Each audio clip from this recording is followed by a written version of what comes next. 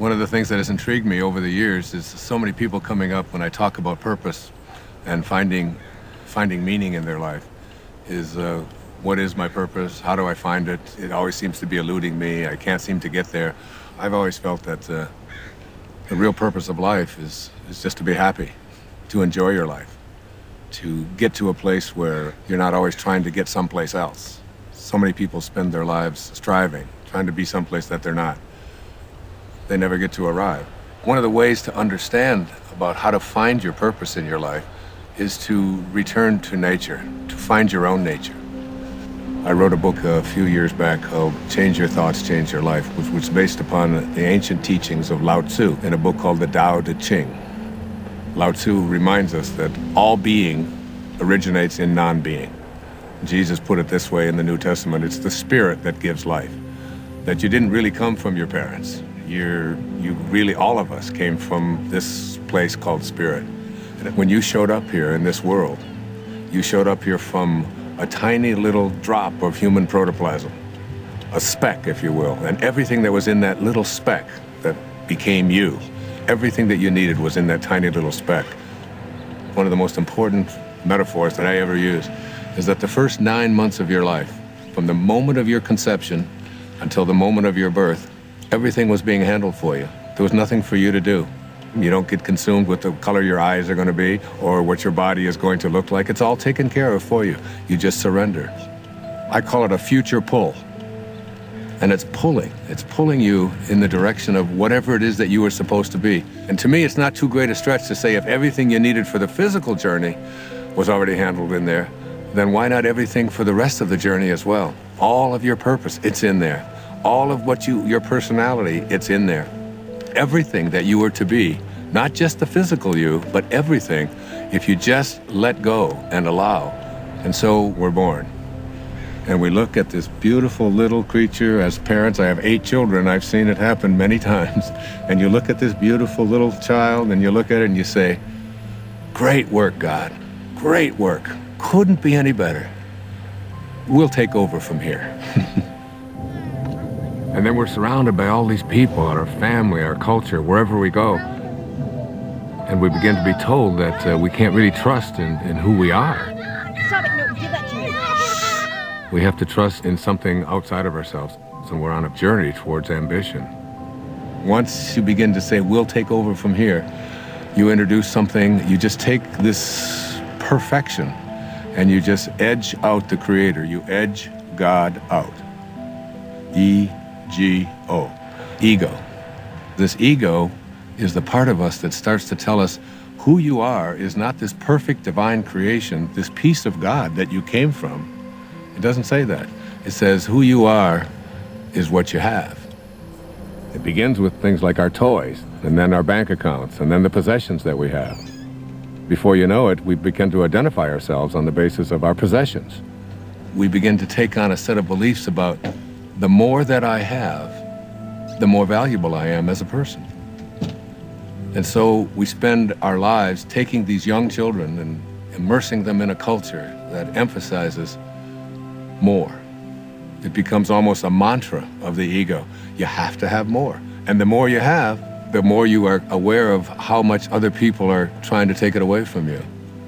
The more you get consumed with how do I protect it and how do I make more of what I have.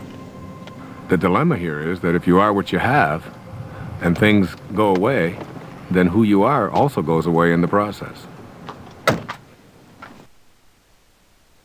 Second component of this ego is the idea that not only is who I am what I have, but it's what I do. And what I do becomes this thing called achievement. And in this whole world of believing that I am what I do, we become consumed with this whole idea of my success, my value, my worth as a human being is based upon how much I accomplish. So I have to make more money, I have to get a promotion, I have to compete with everybody else who's trying to get what I have.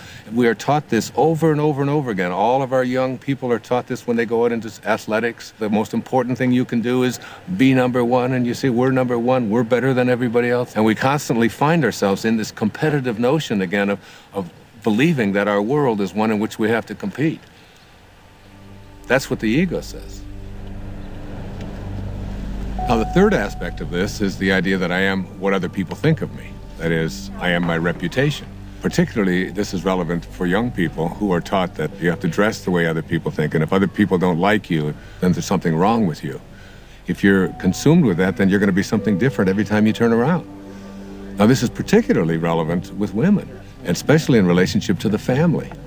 Women are often taught in our culture and our society that the only way that you can fulfill yourself is by how you relate to your family, to yourself as a daughter, to yourself as a mother, to yourself as a grandmother. And while these are very important and creative aspects of every woman's life, if that's the choice that they make, it's not necessarily the only thing. And many women feel that deep within them that they have a calling to accomplish something great, to make a contribution, and oftentimes will put it aside. So what I encourage women to think is, don't ignore that calling inside of you. Don't ignore the part of you that says you came here to create something powerful, and you have just as much of an influence in doing that, just as much of a right to do that as anyone else does.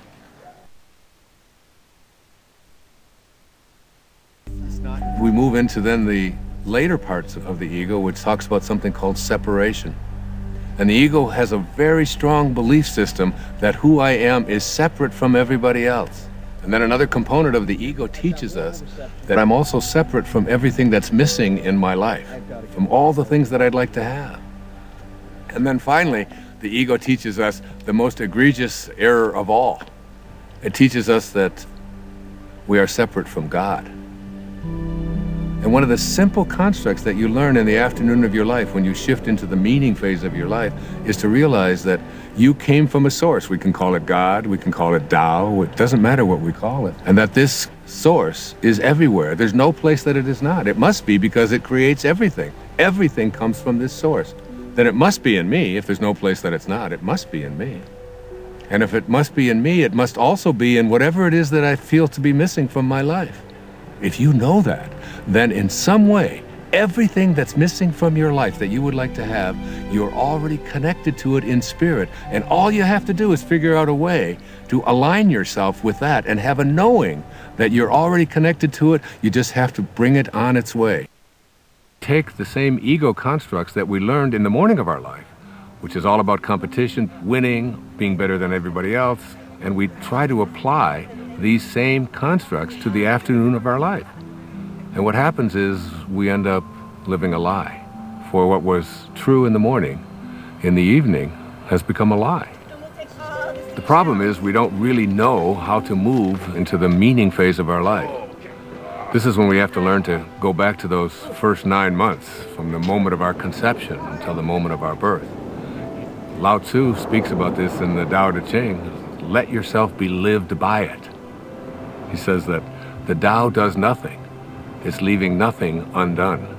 This is where we have to get to a place where we can surrender and have a knowing that we're not alone, and that we're going to be guided, and that we have a nature, and that we can trust in this nature. It's not something that we have to always be struggling with. It's not something we have to be in charge of.